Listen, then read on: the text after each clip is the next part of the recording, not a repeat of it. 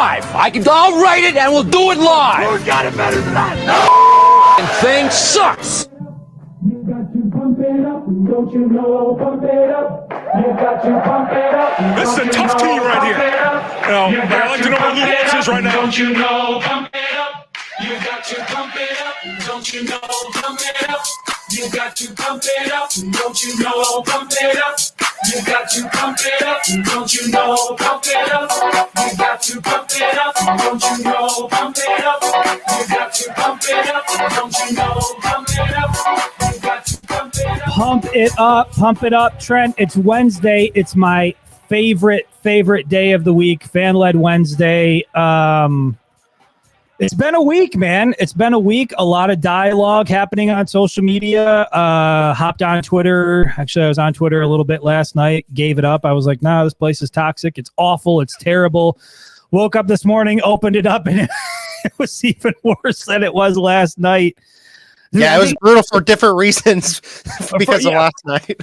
For different reasons. I mean, and that's the thing, right? Like, it's not even sports related. It's just like, look, I understand that social media is toxic as hell. Like, Facebook is toxic, and even to a certain extent, Instagram is toxic. Although I feel like that's probably the best of them all because people are really just sharing pictures, and I get to share my photography over there. But there is something about Twitter that is uniquely awful, and I'm not sure what it is or why it's that way, but it is just terrible. It is toxic. And it's one of the primary reasons why I will not do this live show over there, because there are just too many shitheads, too many terrible people.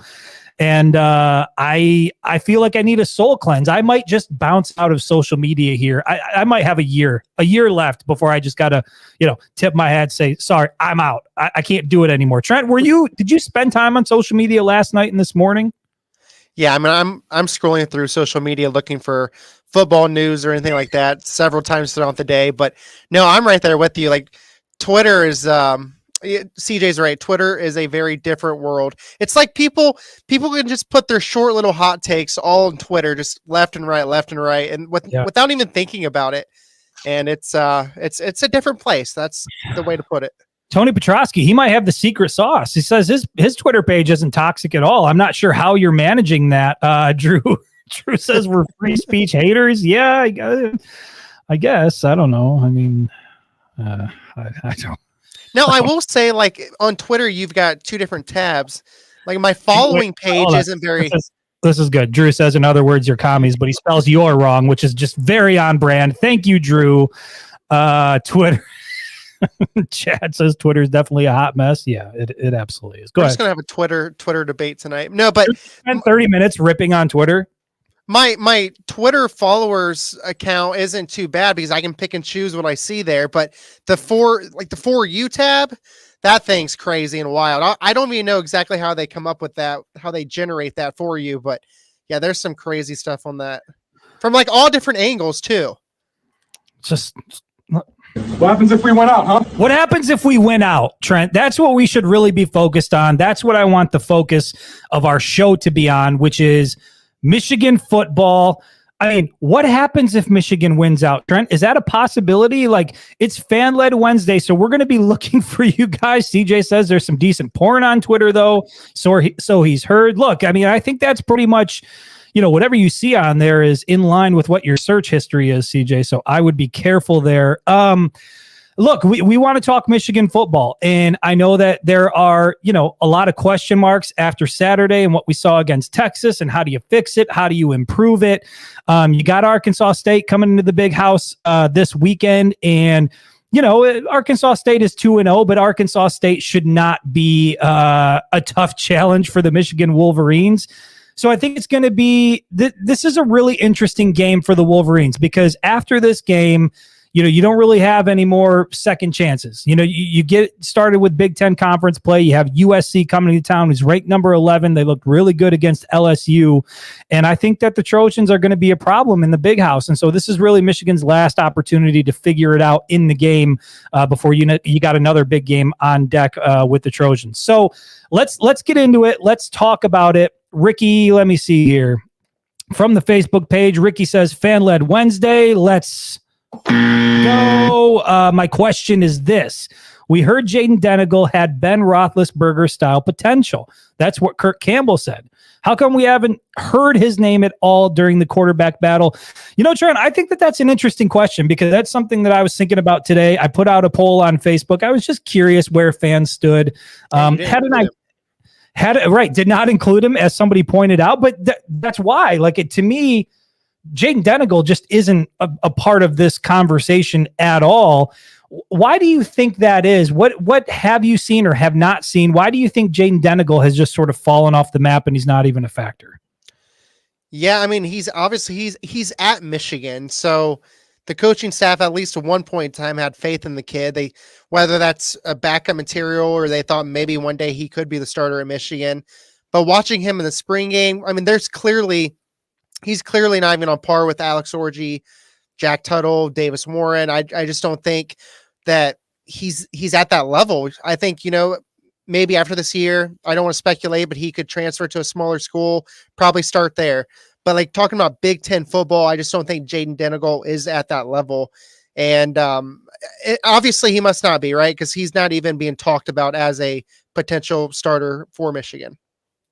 Yeah. I mean, I think that's really what it comes down to is, look, the problem, Ricky, is that if Michigan would open the doors and allow us to go in and watch fall camp take place, or, watch a couple of practices here and there, we would have better insight into those things. But because we're not allowed to do that, I can't really give you an answer. And, I've said this before, I am not an insider. I don't want to play in that world. I don't want to be one of those people. I am not an insider. All I know is that, yeah, early on, there were some nice comparisons, some friendly comparisons made with Jaden Denegal. And then after that, we really didn't hear anything about him. And then we got into the spring game, didn't see much from him. I think he played limited reps and didn't look all that great in the spring game, if I remember correctly.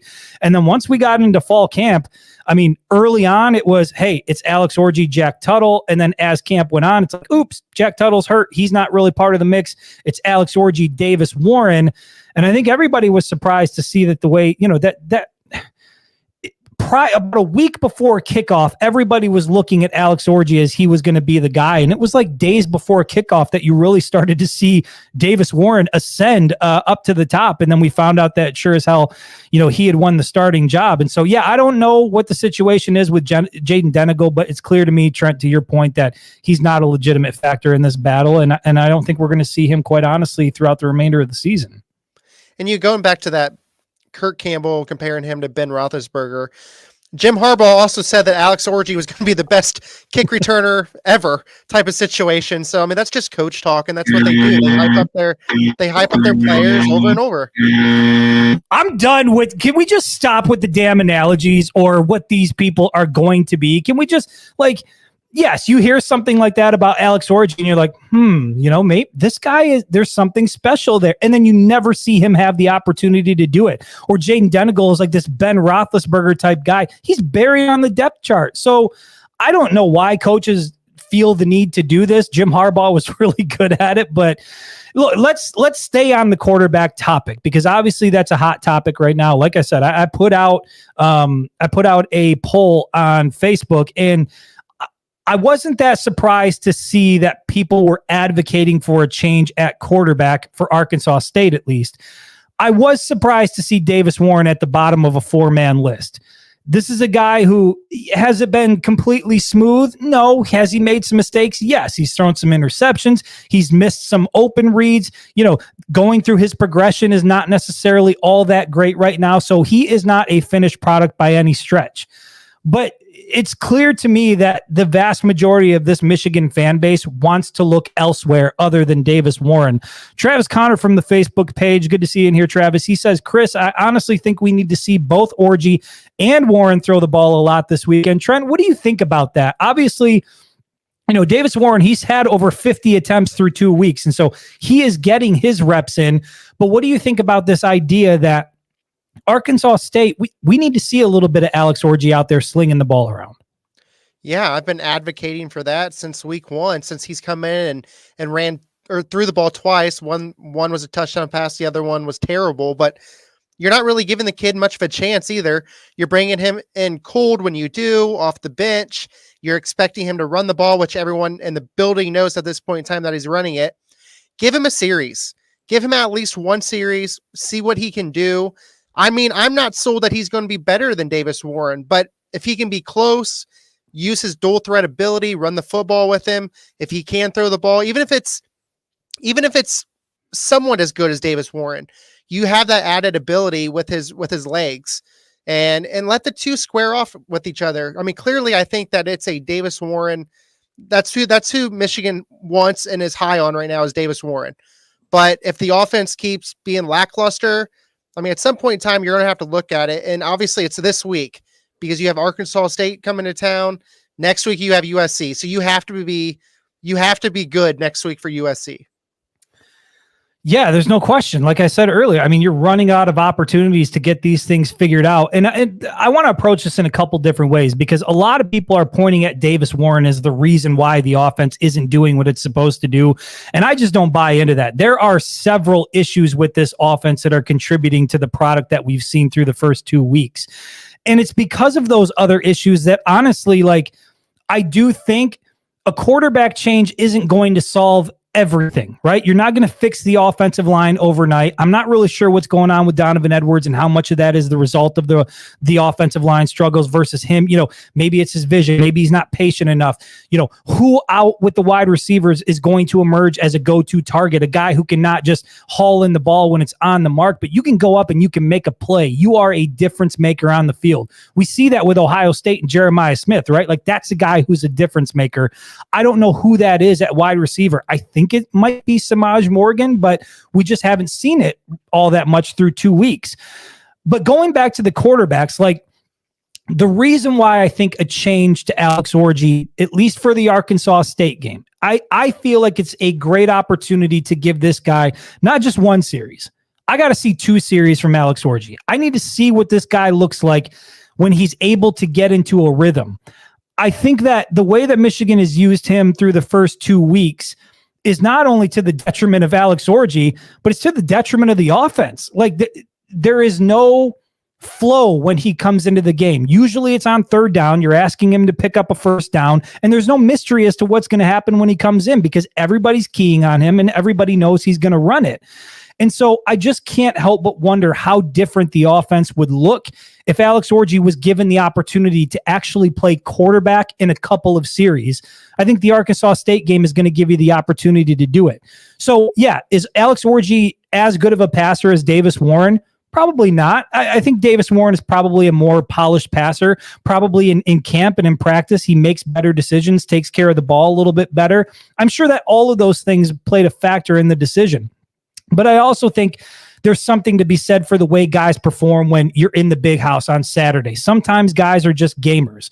And when you look at a guy like Alex Orji and you think about what type of pressure that puts on a defense, yeah, when you have a true dual threat quarterback out there who is a genuine threat to throw and run, now it gives a defense something to think about. Is he going to roll out? Is he going to keep it? Is he going to toss it? Is he going to pitch it? What's going to happen when number 10 is in the game?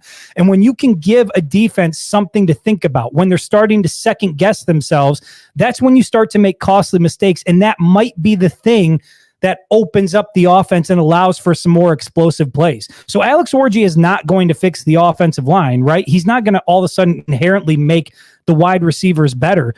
But if the defense is having to second guess things while they're out there because of the threat that Alex Orji brings as both a passer and a runner, then I think it might put the Michigan offense in a better spot. Trent, how much do you believe that could be the case, where having to defend against a dual threat guy is certainly going to put a defense in a more compromised position than you have to when you're looking at what Davis Warren can provide?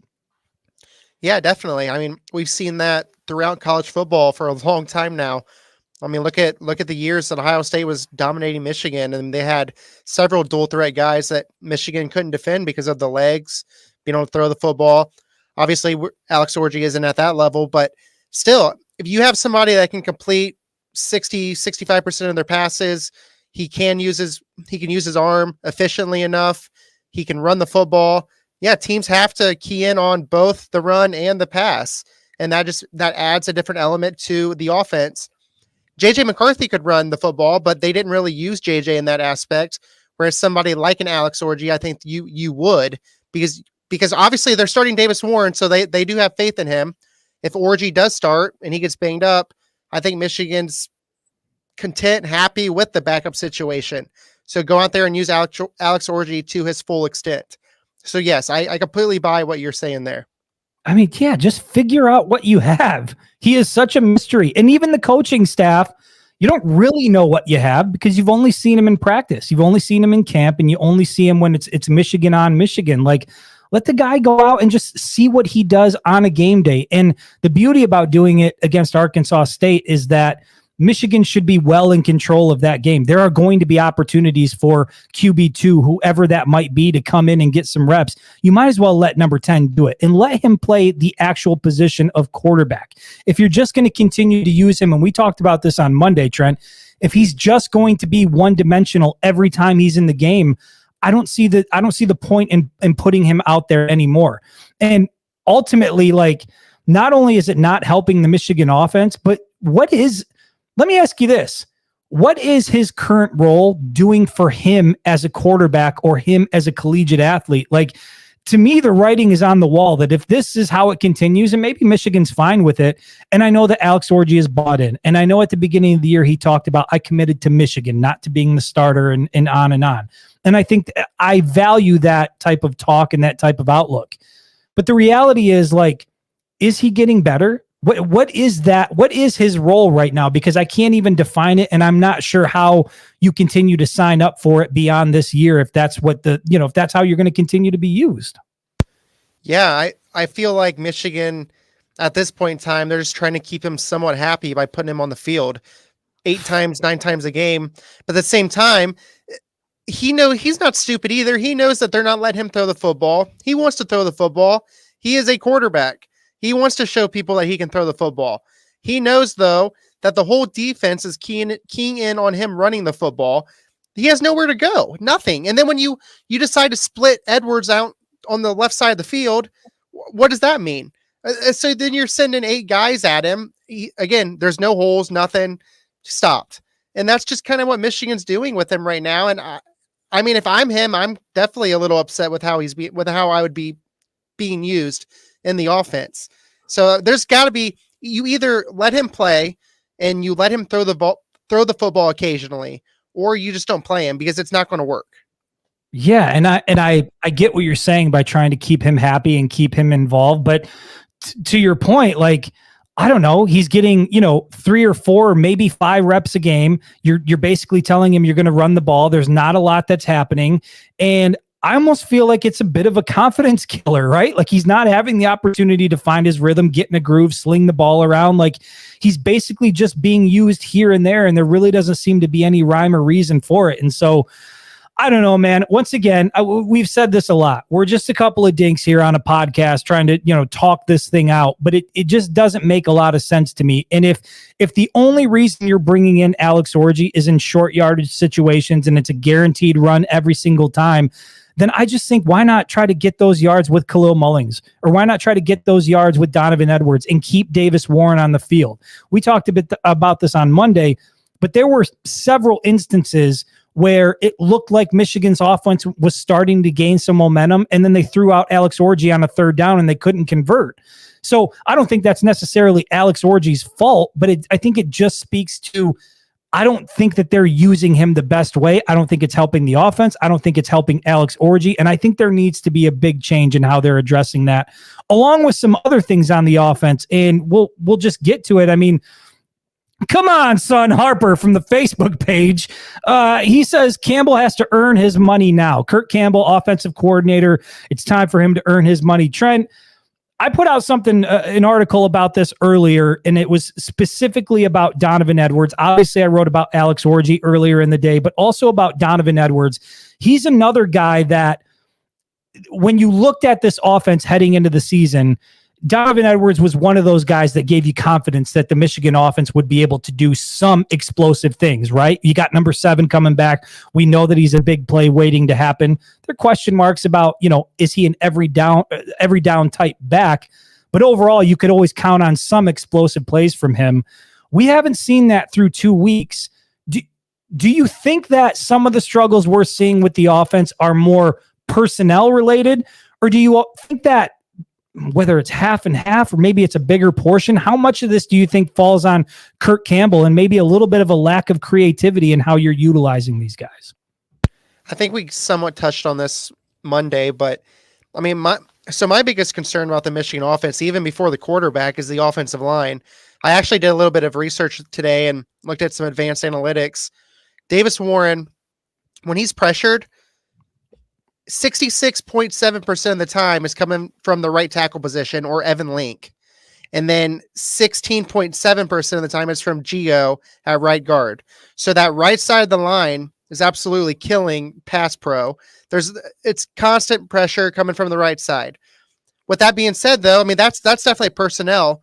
But if you're the offensive coordinator, you know that's happening. If you're not going to make a change at those positions, or at least right tackle, you got to mix some stuff up so that you kind of get away from that, right? Get Dono going outside, do something different than what they're doing, because it's all vanilla. There's not a whole lot of mixture in the offense right now.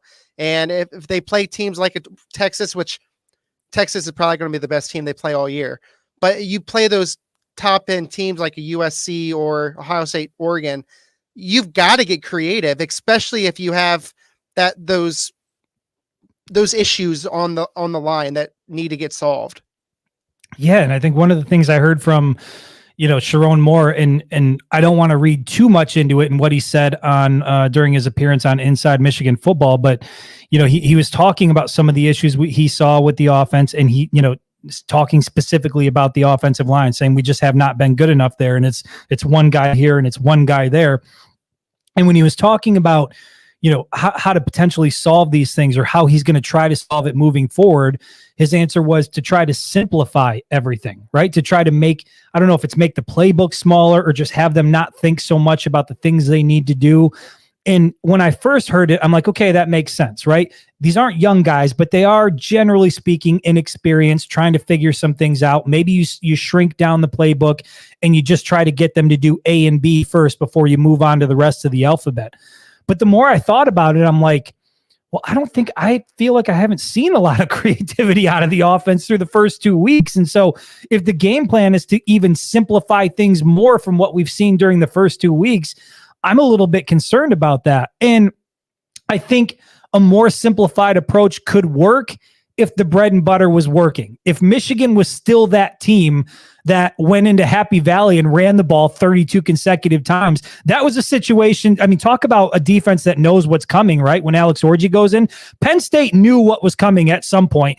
For as much as we shit on James Franklin, there was a point during that game where he must have turned to his staff and said, they're just going to keep running it. This is what's going to happen, right? And the problem was Michigan was so talented up front that Penn State couldn't really do anything about it.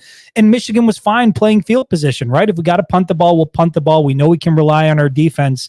This team is not that team. They're not good enough up front to just play smash mouth, very vanilla. We'll just focus on A and B. I feel like there does have to be some additional creativity with this offense, whether it's you bring in a guy like Alex Orji and you have that element of surprise, that unknown, the dual threat. What's he going to do? Is he going to run? Is he going to pass? You got to find a different way to utilize Donovan Edwards. Like, this is one of your top weapons on your offense. This guy has 64 yards through 2 weeks. He carried the ball 8 times last weekend. And I understand that was because Michigan fell behind early, but this is one of your top offensive weapons who's basically irrelevant through 2 weeks because you just haven't found a way to get him going. I feel like even if Donovan Edwards has things he has to work on, and even if the offensive line has things they need to work on, to Harper's point here from the Facebook page, this is on Kirk Campbell to get it figured out now, right? This isn't, you want your guys to develop over the course of time, and that will happen naturally, but you've got to be effective now. And the way that you got to be effective is you've got to put your guys in a position to succeed. That falls on Kirk Campbell. Yeah, absolutely. I mean, at the end of the day, obviously your players have to perform, but it's going to fall on Sharon Moore because he's the head coach. And then you shift down to your coordinators. Wink Martindale has to put the defense in a better position, and Kirk Campbell has to be better with play calling. And that's going to be the three heads that everyone looks at if Michigan's failing, is Sharon Moore and the two coordinators. And at the end of the day, yeah, obviously you want your Mason Grahams and your Kenneth Grants and your Will Johnsons and Jayshon Barham. You want those guys to perform, but the coaches also have to get them into the correct spots, give them a chance as well. And I definitely think it's a good mixture of everything that's happening right now. Yeah, and I guess let's jump back to the quarterback a little bit, because I'm seeing it pop up a lot in the comments, and I think that this goes hand in hand. We've got Bobby from the Facebook page that says, didn't they say Tuttle was playing this week?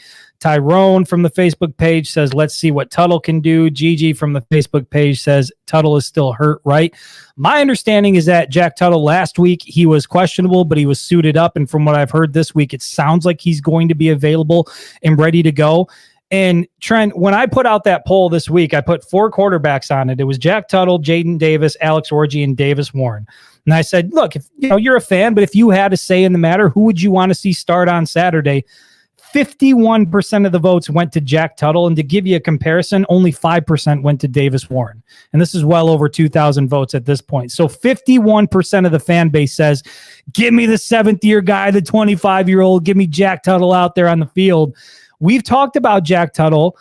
We know he's got the experience. Obviously, he got some reps out there at Indiana. There's something to be said for having a lot of reps. And I mean, he's got more completions and attempts and touchdowns than I think all the other quarterbacks combined on the roster.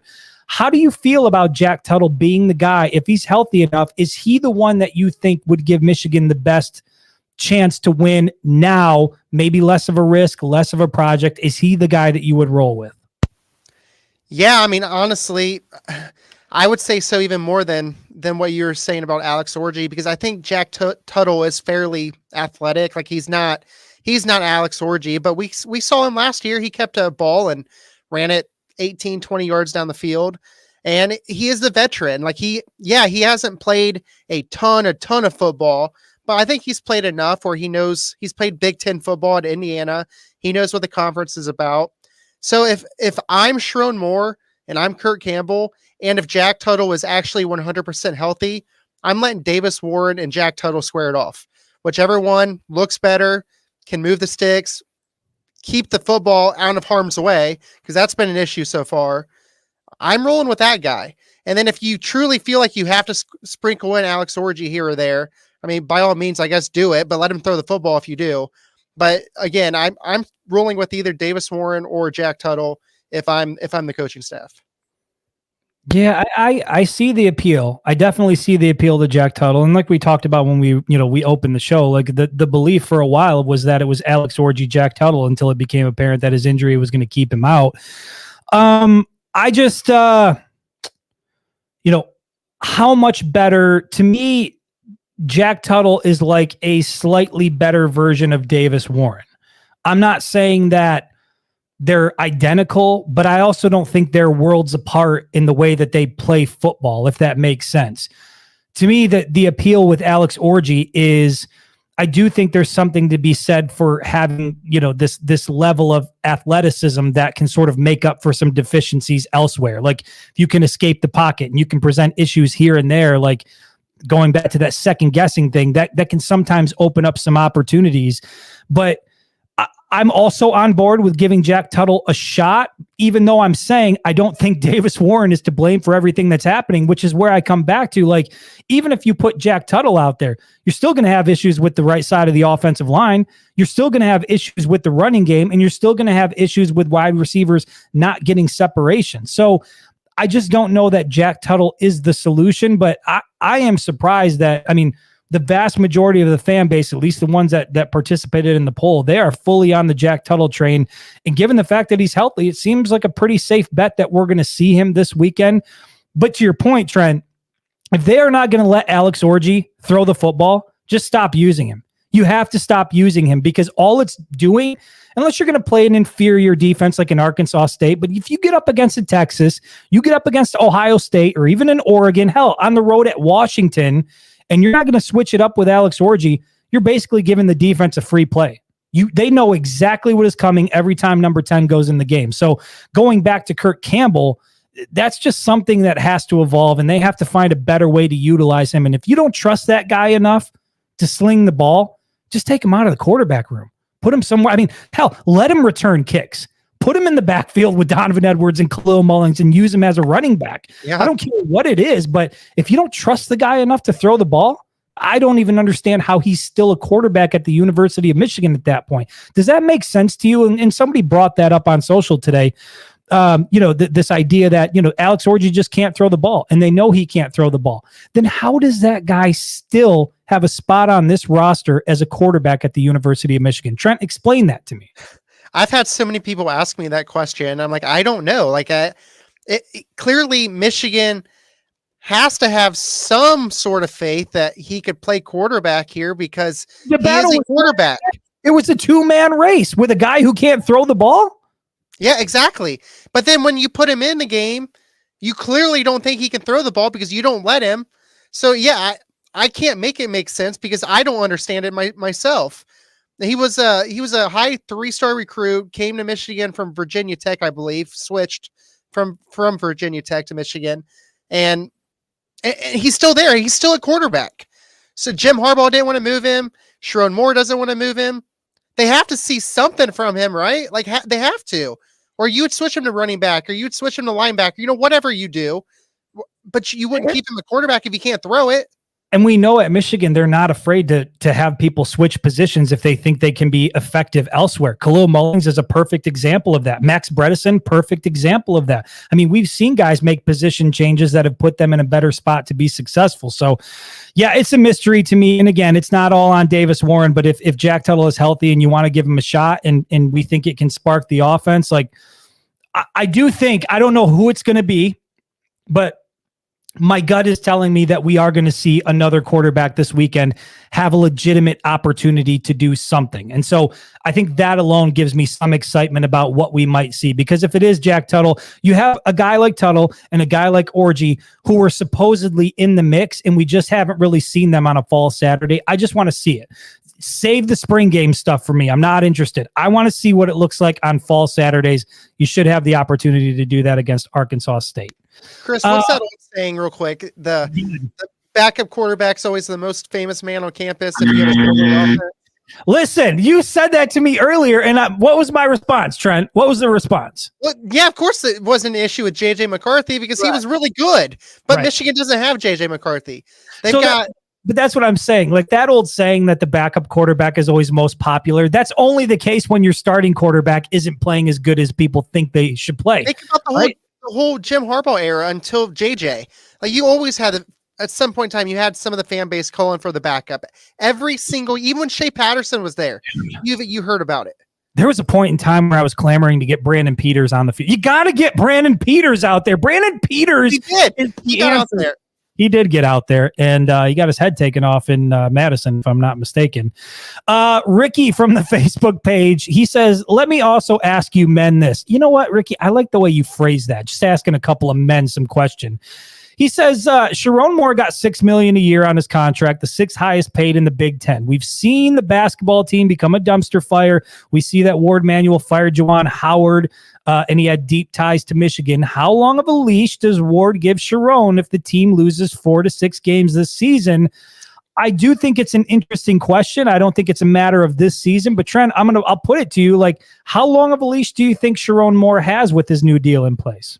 I would say 2 years. If he goes 8-4, 7-5, 6-6, he turns around and goes 7-5 again.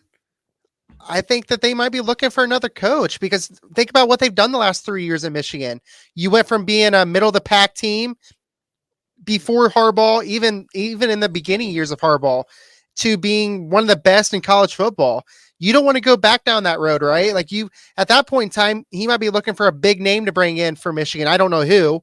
I'm just speculating at that point in time, but I think that could be something realistically they could be looking at. I mean, it's hard to say. It's hard to say. I'll say this, Ricky. He's not going to get as long of a leash as Jim Harbaugh got. I can tell you that. I mean, you're not going to be able to lose to Ohio State for 5 consecutive seasons. And I also think that here's the difficult part about it all is that the conference got extremely more difficult to try to navigate when you brought in Oregon and you brought in USC and you've got Washington now and you've got teams that can recruit and you've still got Ohio State and you've still got Penn State and you've got Michigan State that looks iffy, but I mean, they're always going to be a slight problem. I think that it is a difficult Big Ten schedule to navigate now, especially when you've eliminated the divisions and now it's just going to be the top 2 teams regardless, which I think is a good move. That's the way it should be. But overall, with the 12-team playoff, I think the expectation in Ann Arbor is it's playoff or bust every single year. That's where this football program is now. You're going to see on any given year, I think it's probably safe to say 3 teams from the Big Ten Conference are going to make the playoff year in and year out. And I think the expectation here now is that Michigan is one of those 3 teams. And so he might have the opportunity. Look, let's not act like, and I know we're all high on Michigan and how good we think they can be and maybe what they can salvage from the rest of the season. It's only, we're heading into week 3. They're 1-1, haven't even played a conference game yet. Like every single goal is still on the table. But if things do go sideways this year and Michigan does finish 8-4 or 7-5, if it gets worse than 7-5, then I think we might have a bit of an issue with this defense. But if let's say it does go sideways, I mean, Trent, you lose your entire starting offensive unit, right? Except for Colson Loveland, you lost a lot of guys defensively. You lost half your coaching staff and you lose Jim Harbaugh. How much can you hold Sharon Moore accountable for that in year 1? I'm not sure, but I think if you go year 2 and year 3 without making the playoff, people are going to get very, very restless. You can already see it now. After losing one game. After losing to Texas, and they didn't look great, but after losing to Texas, I could see people saying, we're headed back to the Rich Rod era. We're back to the Hoke era. Like, everybody take a deep breath, calm down. We're just passing week 2. Haven't even played a Big Ten game yet. Everything is still on the table. But if they don't do well this year and they don't make the college football playoff, you go into next year. Think about, you're losing Mason Graham. You're losing Kenneth Grant. You're losing Will Johnson. You're losing Makari Page. Like, you are going to suffer some losses defensively. You have a so-so season again. You don't make the playoffs. I put it this way. I think if Michigan misses this year and next year in the playoffs, I think year 3, people are going to be looking at this as like a pivotal year for Sharon Moore in his future at Michigan. Does it mean a third straight, missing of the playoffs will lead to his firing? I don't know. I'm inclined to believe he's going to get 4 years to figure it out. But 4 years in today's era of college football, that is an eternity. And I think people just want results now. I mean, Trent, do you think regardless of what happens with Ohio State, the name of the game is making the college football playoff, right? If you can do that, that'll keep your job safe. Yep, absolutely. And maybe I'm not being realistic here, but again, let's think about what Michigan's done the last 3 years. Won the Big Ten playoff, won the Big Ten, won the national championship. 3 incredible years capped off with the championship. Thank you, Connor Stallions, by the way. MVP. So every team loses star players. Every single team. You don't hardly ever see an Ohio State, an Alabama, a Georgia, those upper echelon teams. They don't have rebuild years, right? They reload. That's what they do. They reload. At this point in time, I think that's should be the expectation for Michigan. Like, I get that they're not bringing in the number one class in the country, but still, if you have that series of events, 3 straight playoffs, and now it's a 12-teamer, it's even easier to get into the playoff now. And at the end of the day, it's going to fall in coaching by not bringing in the right guys or not developing the players that you have. So that was what I was trying to say about maybe 2 years. If he loses 5 or 6 games this year, you turn around and do the same thing next year. I don't think that's going to be acceptable in Michigan after what it's already done the past 3 years. Yeah, there's no doubt. I mean, I get we all want to beat Ohio State. We all want to see Michigan continue this tremendous level of success that we've experienced over the last 3 years as fans. And I just think, look, it was inevitable that Michigan was going to lose a game at some point, right? You're not going to continue to go undefeated year after year. Even Saban in his heyday, right, when he had his incredible run, like, you weren't going into undefeated year in and year out. Like, losses are going to happen. I get it. There's some concerning things, but hell, last year, Alabama was going through the same thing, right? You lost. Who did they lose to early, by the way? Refresh my memory. Who did Alabama lose to early? Was it Texas, maybe? I think they lost to Texas early. And if I'm not mistaken, wasn't there like a quarterback issue with Alabama early on? Did that happen? Yeah, a pretty big one too. Okay, so point being, right, Alabama, I'm not saying it's the same situation because they still had Nick Saban and they're still Alabama, but early on, Alabama loses to Texas. They've got quarterback issues, and then lo and behold, at the end of the season, they find themselves in the Rose Bowl. Unfortunately, they had to play the Michigan Wolverines, and we know how that turned out. But my overall point is, like, things can change. Just let it play out in front of you before you freak out and automatically think that, we're already headed back to the Rich Rod era. I don't think we're quite there. Trent, as I'm looking for questions here, I mean, how much of a concern do you have about that based on what you've seen the first 2 weeks? Like, do you think that this is headed for another dark age of Michigan football, or do you think this is a blip on the radar and you've sort of got to just navigate this transitional period? I truly think Sharon Moore is going to do a really good job at Michigan. I think he's going to be the coach here for a very long time too. It's one game. I mean, if Michigan starts 2-2 or 2-3, I could definitely see fans having a real reason for concern. But they're 1-1. You probably just play the best team that you're going to play all season long. Texas, I think, is better than both Oregon and Ohio State. And Oregon hasn't really shown anything through 2 weeks either.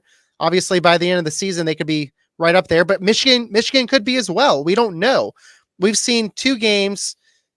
Obviously, it's been lackluster. Like, I get that, but Michigan has some really good players on its roster, and those really good players haven't performed up to standard either yet. So, and by I'm guessing this week you're going to be seeing a different Mason Graham and a different Kenneth Grant out there, different Jayshon Barham, different Ernest Hausman, different Donovan Edwards, Kalel Mullings. I think these players are going to be better than what they've shown. And honestly, and I think we talked about this after the game, I think these players needed a loss like this. I think that Michigan was a little overconfident after what it did last season. I think it was a wake-up call. Hey, we've got to put in work. We've got to be competitive. We can lose. Like, we are mortal. It's possible. And I feel like they needed something like this to happen to them for the rest of the season. Yeah, I think that's a good point. And I mean, I do remember us talking about that. And I agree with you. I think, I think that loss to Texas really knocked the shine of the national championship season off. And I think it was a reset button for everybody. And it was a realization that, hey, this is not 2023 anymore. We do not have JJ McCarthy. Blake Corum is not on the roster. Mike Sainer still is in the NFL. I mean, you continue to win and you just think everything is the same. And it's just business as usual at Michigan. But it is 100% going to be on this team to figure it out. And I do wonder who those guys are, right? We heard Donovan Edwards early in the year, it might have been heading into week 1, talked about the culture at Michigan. And he referenced a specific time after that awful 2020 season when Aiden Hutchinson and Josh Ross called all of the players into a meeting and basically set the tone for what this program was going to look like moving forward. And they were very clear that if you don't want to be a part in it, if you can't buy in, if you can't do what we're telling you needs to be done, then we don't want you here. And I get that it's just one loss, but I can't help but wonder if a meeting like that took place after Texas. This sort of like, we need to come together and we need to make sure that this standard is not changing, and who those guys are. I mean, Trent, who do you think let's just say, Donovan Edwards referenced Aiden Hutchinson, Josh Ross. Based on your knowledge, you follow the team closely, you kind of know who these guys are a little bit. Who do you think those guys would be on this current roster? Who are the 2 guys that you think are calling people in and setting everything straight? Well, I would have to guess Donovan Edwards is definitely one of them. I mean, I think he's very vocal. He definitely believes in what he preaches. So I think Edwards has to be one of them. And then the other guy, I would say probably either Colston Loveland or Will Johnson. I think that even though they're juniors, they're obviously a huge part of the team. And I think when they speak, everyone listens. And I'm hoping that happened because, again, I feel like they needed something like this to happen to them to get them back onto the same page and rolling again. I get that they play Arkansas State this week, but fans would feel much better about a 49-0 shutout than a 30-10 win. You have to go out there and dominate this game on Saturday to have any good feeling going into USC. Yeah, and speaking of the running backs, Travis from the Facebook page, he says, how much do you think losing Mike Hart as the running back coach hurt Michigan? Obviously, Michigan made a change there. Hart no longer with the program. You bring in Tony Alford from Ohio State. A lot of people thought that was a big hire. I think that, that's another coach that's taken a lot of heat on social media from the fan base. They're looking at what these running backs have done, and they're like, I don't know about Tony Alford. How much do you think losing a guy like Mike Hart hurt specifically that room and maybe what we're seeing from the rushing attack? I loved Mike Hart, not even as a player, but as a coach. I thought he did a tremendous job here at Michigan.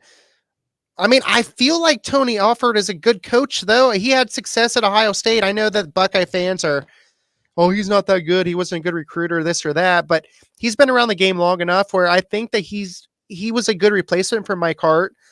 But kind of talking about players leaving, you had a lot of coaches leave, and you have to build a new chemistry, this and that. The offense isn't running properly. You have play calling issues. You have also offensive line issues.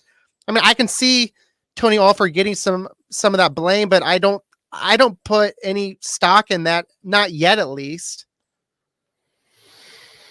Yeah. Steve Johnson from the Facebook page, he says, I might not have seen it on TV much. JJ and Jim and other players last year, they were always talking to each other, being positive and encouraging on the sideline. I didn't see that. Moore looked depressed the whole game. I'm not sure that, I don't know. Trent, is that anything that's registered with you? Have you noticed that a lack of communication or, a lack of being upbeat or encouraging from the sideline? No, I mean, watching from the press box, I haven't. I can't say that I've seen anything. You don't keep your binoculars on Sherrone Moore and his reactions the whole time. Yeah, I don't know how much of that is true. I do think these guys are trying to encourage each other, and even Sherrone Moore said that. He's on the Inside the Michigan Football Show, like he talked about one of the things he's noticed from the defense is when the offense is struggling, those guys are coming over and they're trying to be encouraging and lift each other up. And so it sounds like those things are still occurring, and still a lot of veterans on this team, still a lot of leadership. But this is a good question from Tony Petrosky, because I think what you're really asking is how much faith do you have in Jaden Davis being the guy next year? Tony from the Facebook page says, do we go portal next season for a QB? Does Jack Tuttle get granted a 8th year in college football? I don't know. We'll see. But Trent, looking at this quarterback picture, I don't see a scenario where Alex Orji is still in Ann Arbor next year unless something dramatic changes. I don't see a scenario where Jaden Denegal is there next year unless something dramatic changes. Does Michigan need to go to the portal after this season, or do you think they've got their guy in Jaden Davis and that's what we're going to see in year 2? I mean, talking about Alex Orji and Jaden Denegal, I don't think it matters if Davis Warren, Jaden Denegal, or Alex Orji is on the roster next season. Unless Michigan runs the table with Davis Warren and he looks phenomenal the rest of the way, I don't think it matters, because I think that Michigan's grooming Jaden Davis to be the next quarterback here. A former 5-star recruit, Sherrone Moore loved him. Kurt Campbell loved him. From my understanding, the players love him. He's already a good leader at 18 years old. And I think they want him to be the guy, but if he's not ready, you have to go to the portal. You have to go to the portal early and grab a experienced guy like a Cam Ward. I know he played bad this weekend, but a Riley Leonard, someone like that who can come in and play for one season until Jaden Davis is ready for the following year.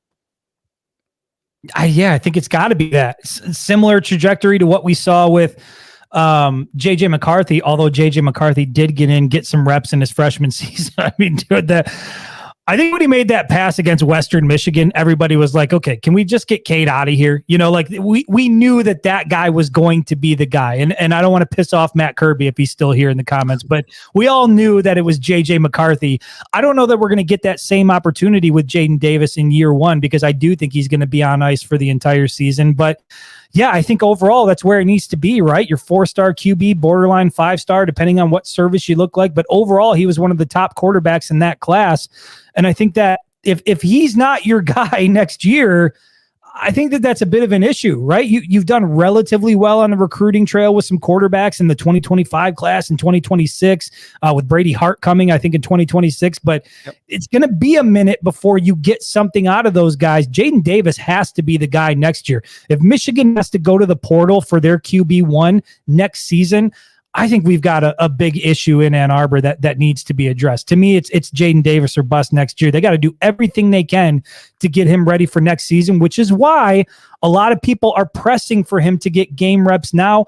I know we talked about it a little bit on Monday, but Trent, what is that balance for you between giving him reps, preparing him for next year if he is going to be the guy, versus you don't want to burn his red shirt, you don't want to kill his confidence if there's other parts of the offense not working? How do you balance that, and how do you get him to where he needs to be so that he is the guy next season? I mean, I'm like everybody else. Of course, I want to see him play. I want to see what the kid can do. He was a 5-star for a very long time before he got moved down to a 4. He obviously has a very high ceiling, a ton of potential. If Michigan was sound, had a sound offensive line, could run the football at a high level, I would say go for it. Put him out there, see what he can do. But at this point in time, I think all you're going to do is ruin him. He's probably going to get hit multiple times. He has a split second to make a decision with how much pressure Davis Warren currently has. And the offense they can't run the football either. So you're going to be asking this kid to come in Big Ten play. You're playing USC, Washington, so on and so forth. And you're going to be asking the kid to go win you ball games. I'm not saying it's not possible. Look what that DJ Lagway just did for Florida. He threw for like 5 touchdowns as a true freshman. We've seen true freshmen come out there and kill it. Not in Ann Arbor. Yeah, not. But more likely than not, these true freshman quarterbacks need at least a year to sit on the bench and learn, and that's where I'm at with Jaden Davis. Yeah, and I don't want to beat a dead horse here, but I said it on Monday. If there were other elements, if everything else was working, and the one issue was quarterback play, we're not getting the ball where it needs to be. We can run the ball, we can do this, we can do that, but Davis Warren he can't hit his target.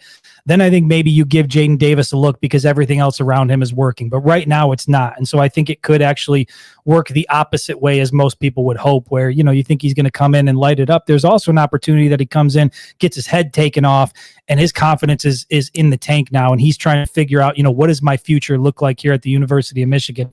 I want to get to this question from Ralph, or maybe a comment from Ralph.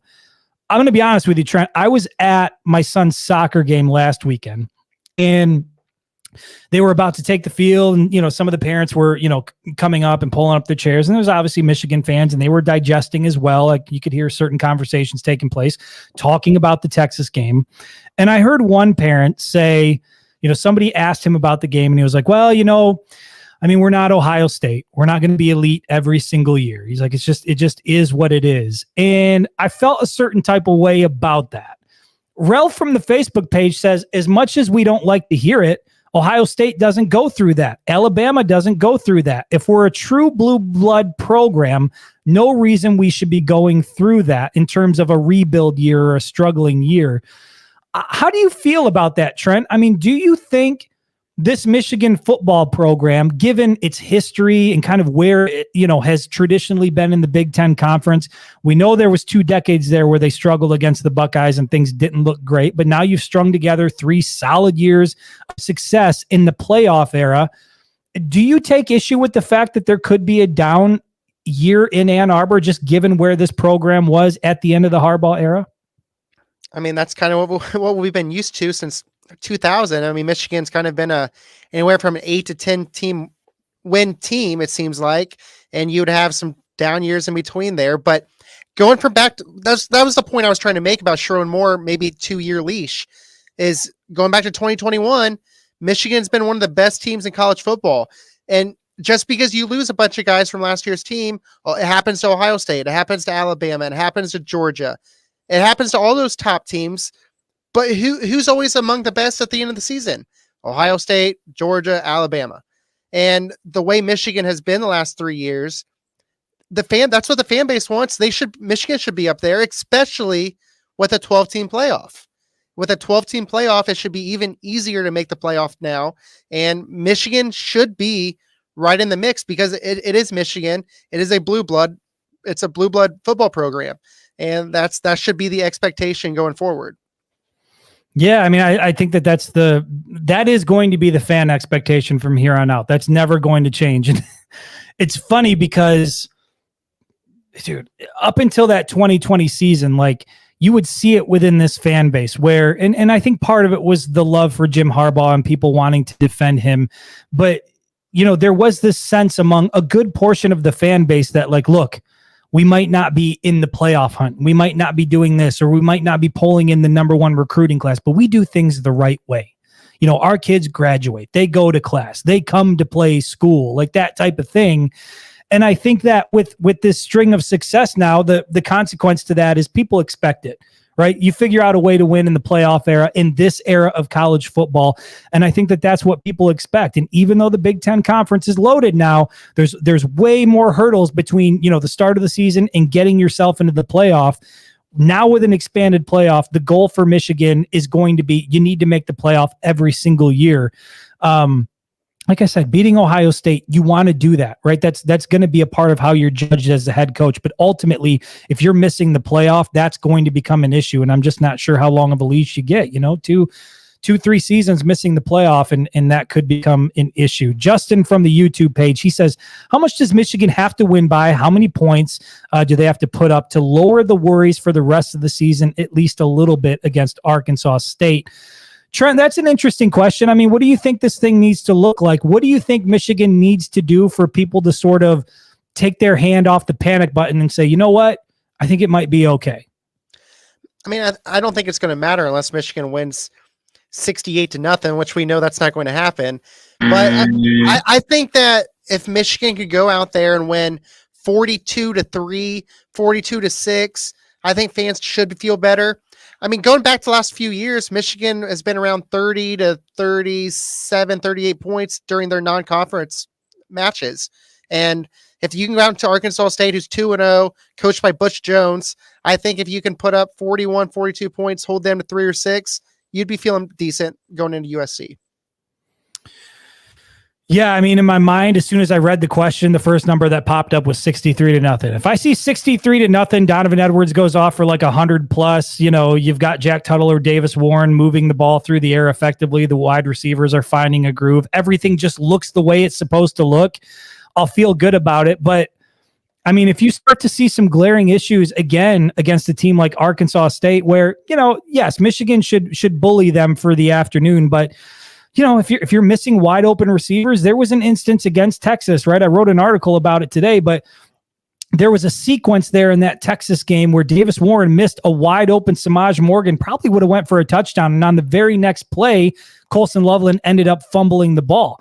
And in that same sequence, there was an interception that happened before that led to 10 points for the Longhorns before the break. And so I think that regardless of who the opponent is, you've got to avoid making mistakes. You've got to come out and play clean football. You've got to move the ball down the field. And when your wide receivers get open, you got to hit them. And so if we're still seeing those struggles against Arkansas State, then I'm going to be concerned. But if Michigan can clean that up, if Davis Warren can not just hit, look, there is a lot of value to getting the ball to Colston Loveland in the flat and on the short out routes or the short crossing routes or whatever.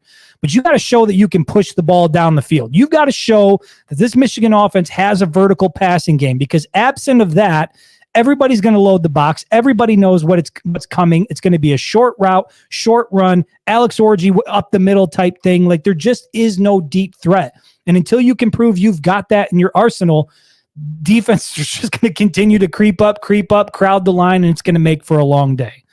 So that's where I'm at, Trent. It's got to be 63-0, or I'm still going to be freaking out. You're living in a dream world. I think I'm one in, I don't know, what do we do? 5 predictions. So I'm 1 in 9 in my 5 predictions through the first 2 weeks. Not so great. Keep going through. We're at 58 minutes here. I want to try to get a few more questions in before we get out. There's a lot of comments in here. I'm at 646, so I'm a little bit behind. Trent, you've talked about this. You even looked at the analytics. James from the Facebook page says he saw several plays where number 71, I believe that's Evan Link, got put on his rear by a true freshman. How much of an issue do you think that is? I mean, Evan Link was a name, we thought Jeffrey Percy was going to be in there. We thought Andrew Gentry, that was the battle between those two guys. Talk about Davis Warren being a last minute guy. Evan Link was like, I think a few, 3-4 days before week 1, it was like, holy shit, like didn't see that coming. He's out there. Seems to be some growing pains there. How much of an issue do you think that is at right tackle? Yeah, he literally came out of nowhere because he was slotted. He was probably going to be the 2 deep, but most people thought he was going to be the backup left tackle. And then all of a sudden he beats out both Jeff Percy, a veteran, and Andrew Gentry, who's been around the program, and he's your starting right tackle. But absolutely, there's been some issues. But not only him, Giovanni El Hadi, who mostly everybody thought was going to be really good this season, and he still might be, but definitely some early issues going on that right side of the line. And if Evan Link struggles this week, I think you might see an Andrew Gentry or somebody like that out there at right tackle going forward. You're going to have to do something. You got to get these things figured out. It all starts up front. And if the offensive line, and you mentioned, Gio having some issues, if they can't get it figured out up front, everything else is going to be difficult. The running game is going to be difficult. Passing game is going to be difficult. And I just think it's going to make for a really long season. So they have got to get that figured out. And Jerome Moore has to play a big part in that. Like, I know Grant Newsome is a great coach, and he's one of those that's like kind of like a star in the making sort of guys. People are viewing him as a head coach in the near future, but Sharon Moore has been a part of the Michigan offensive line for a while. He's found success. Now, granted, they had an incredible roster, but they had to develop those guys. You don't just win the Joe Moore Award if you've got no development. So he knows what he's doing there. He's got to be more involved, more hands-on, and figure out a way to solve the issues up front. And I think he will be. Jacob Morris from the Facebook page, he says, how much do you think NIL is a factor? I feel like it's easier to grow a better player than mediocre. I feel like it's easier to grow a better player than mediocre. Everyone else can grab the talent while we are the blue blood and maybe 15th or 25th every year. So overall, when you look at this roster and you look at kind of where things are at now, and this is something that we've talked about for years, NIL with Michigan, but how much of it do you think is a factor? I don't know. Is it a factor in what we're seeing right now, NIL?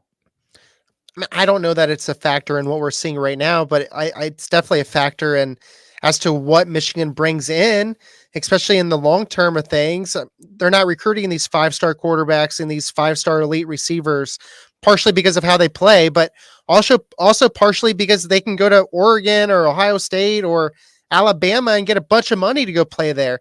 Plus, you're playing for a top program on top of it.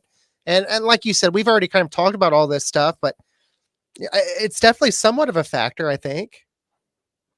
Yeah, look, NIL plays a factor, and the more you play that game, the more recruits you're going to be able to lure in. Not all recruits are about that, and we've seen that, but a lot of recruits are. And when you're facing, you can get a deal with a private jet, and you can get, $100,000 the day you sign. Right, a Lambo, multi-million-dollar deal. I think Michigan has been pretty clear that they're going to try to avoid that for as long as they possibly can. And the philosophy is when you're here, you'll do well and you'll get paid. But I don't think they have any interest in paying high school recruits to come. I do think that at some point, you've got to be a little more willing to play that game. I just don't think Michigan is ever going to get there. Unless this program really starts to fall off and go back towards the Rich Rod type era, and you can't get the guys because you just can't compete. Look, you gotta compete with USC on the trail now. You got to compete with Oregon. You got to compete with Ohio State. You got to compete with Washington. You got to compete with Penn State. You are going to have to try to find things to separate yourself. And it's clear that even a national championship isn't enough to bring a number one class to Ann Arbor. There are other factors that are at play. And so, Jacob, is it the leading factor? No, but is it a factor? Yeah, absolutely. Because I think there's a couple of guys who'd be on this roster, particularly at the quarterback position, if Michigan had been willing to pay up front, and they simply weren't. So that's where we'll leave it at that. With that being said, though, about this season, I would love to see how Michigan finishes recruiting. If Jim Harbaugh says, hey, I'm staying at Michigan for however long, he signs a contract, an extension. Does it look any different? Does JJ possibly come back for another season? Obviously, we have no idea, but it's definitely something that you could think about. But we never had that with Jim Harbaugh. Every single offseason was the same damn thing. They went to the playoff, and then on signing day, Jim Harbaugh flew out to Minnesota to go interview for a job, right? So, it just was the annual thing with Jim Harbaugh. And maybe having a guy like Sharon Moore in pocket where, look, I think Sharon Moore is a phenomenal coach. I think he's going to be a great coach at the University of Michigan, but we are not going to be talking about Sharon Moore to the NFL at the end of this season, next season, or the season after that. And so I do think it would be great to see what it's like on the recruiting trail to know who your guy is going to be next year. And maybe what we're seeing, in this team and on the recruiting trail, and to a certain extent, the transfer portal had a lot to do with some of that uncertainty around this program. Like, you'd like to have that certainty, know who the staff is going to be, know who the head coach is going to be. And I think Sharon Moore can provide some of that stability, but you got to win. And yeah, NIL is certainly a big part of it. And I think that Michigan has been pretty damn successful doing it their way. And I've said this before, until they see a result on the field that's like, oh shit, now we got to change. We got to approach this a little bit differently. I don't think they're going to try to make any revolutionary changes on when it comes to NIL in particular. Tyler from the Facebook page, Scott, I'm not really sure what this is reference to, but he says, seriously, give it a break. Weakest offense they've had in my 50 years of watching. I don't know. That first year of Rich Rod was pretty bad. But he did bring Denard Robinson, right? He brought Robinson into the house, and that was pretty electric. I mean, how bad do you think this offense is? The first year you had Stephen 3, Nick Sheridan throwing the football. Like, that was bad. True. Let me ask you this. Through 2 weeks, where does this offense rank in terms of like bad offenses that you've seen that you can remember? Like, is it up there? I mean, this guy's talking about 50 years. I mean, from what I can remember through 2 weeks, they're statistically, they're one of the worst offenses in college football. So, I mean, it's got to be up there through 2 weeks, right? Because they're like 117th in passing and 110th in running. Like, it's bad. So that's got to be up towards the worst. But I fully believe by the end of the season, it's not going to be in that company. Well, you hope not. I mean, it can't be, because if it is, then we're going to have bigger issues to talk about. Tyler from the Facebook page, he says, honest question about the defense. Does it seem as though there's way too much changes from Wink Martindale, or that Wink Martindale is implementing because they did perfect with the scheme from last year and now more has added to it and they're struggling with it? Trent, we've talked about this a number of times. Going into the season, even though there were question marks with the offense, we believe that the defense was going to be elite, one of the top in the country, and that the Wolverines, at least on that side of the ball, were going to give Michigan a chance to win every single weekend.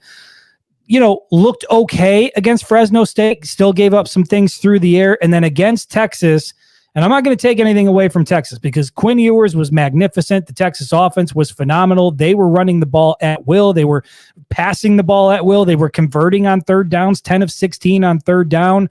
How much of that do you attribute to maybe the way Wink Martindale is approaching things, because there is still a hell of a lot of talent on that side of the ball? Yeah, I don't know, because so when he blitzed and he played man coverage, you had like Jair Hill was getting beat left and right against Texas. Well, then you switch to zone, and the front four can't get any penetration on Quinn Ewers at all. So he has all the time in the world, or he can step up and make a play. Obviously I know he's the defensive coordinator and you got to put your players in a good spot, but I feel like possibly maybe we were just a little higher on this Michigan defense, or even some of the younger guys.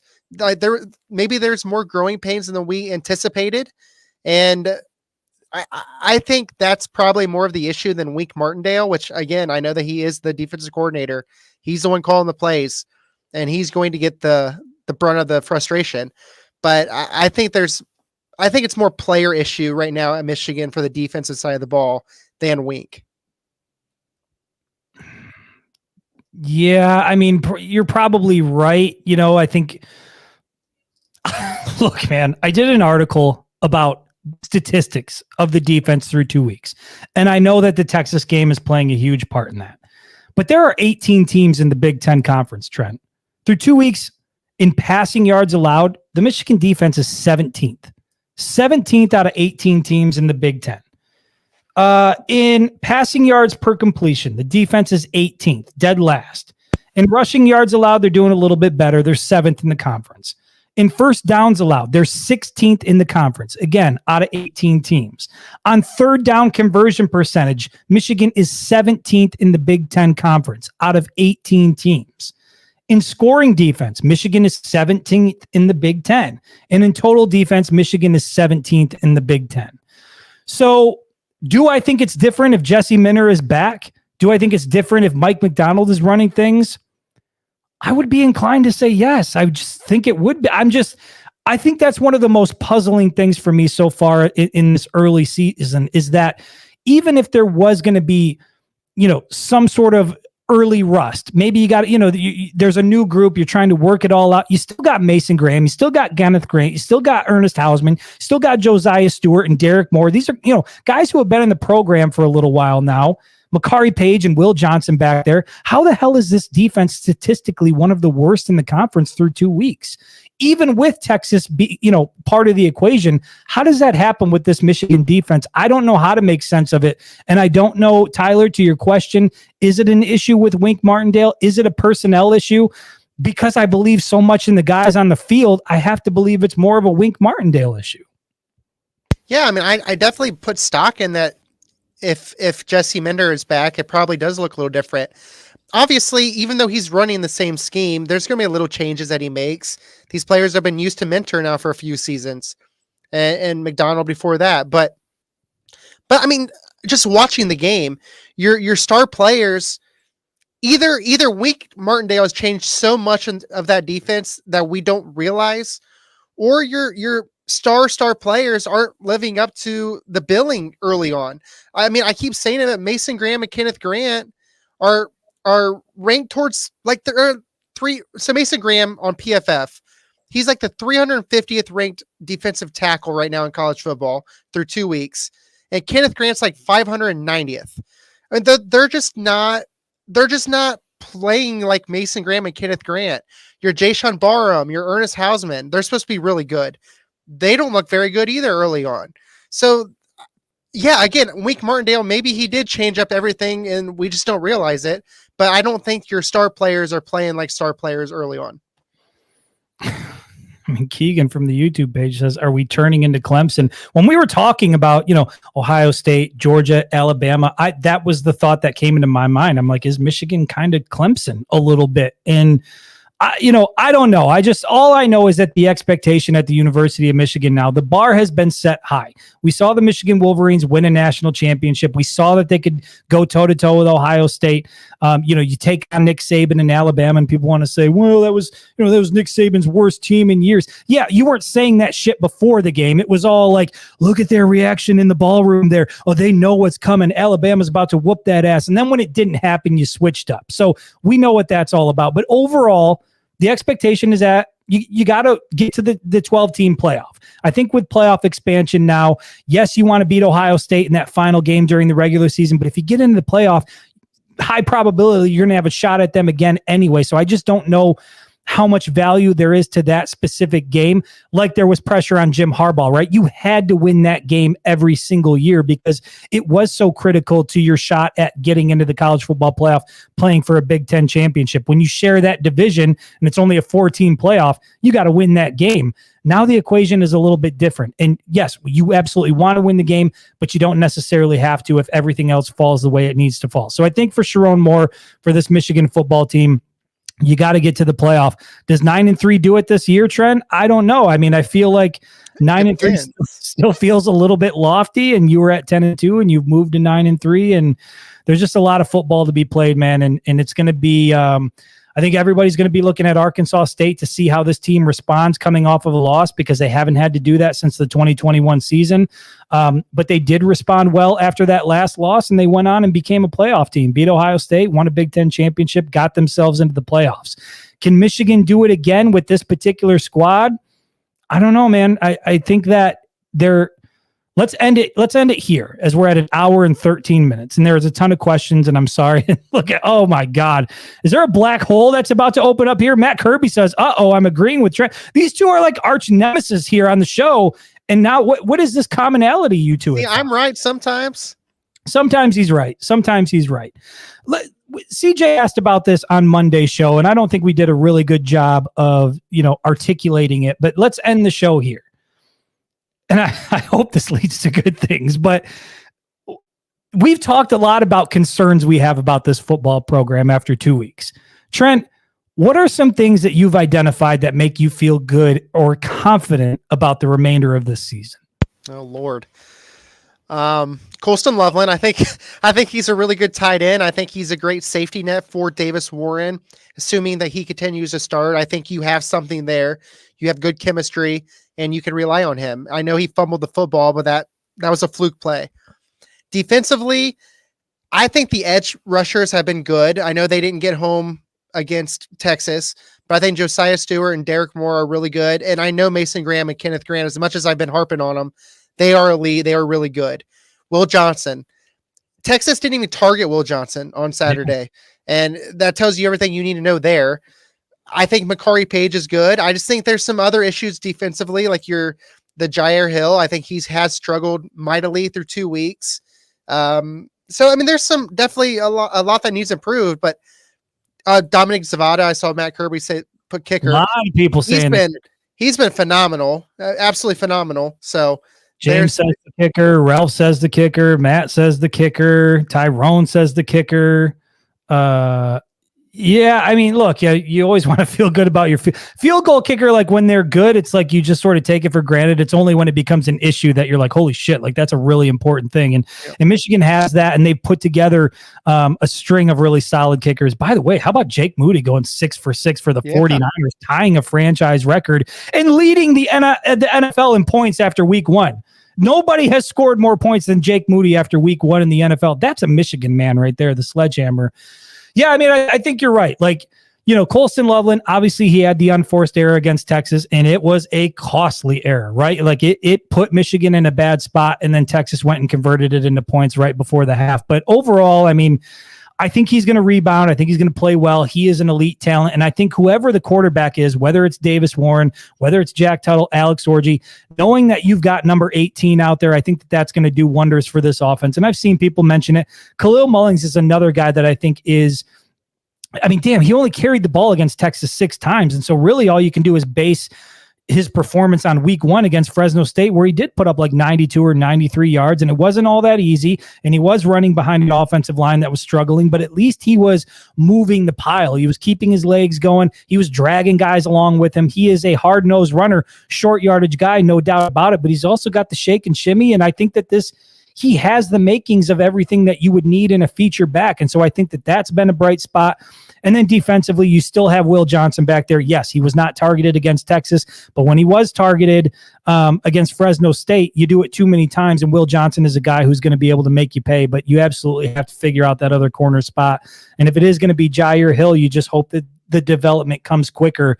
And I think the other thing I feel good about, and maybe this is where I'll end it, overall, that defense is just too damn talented to continue to be what we saw against Texas.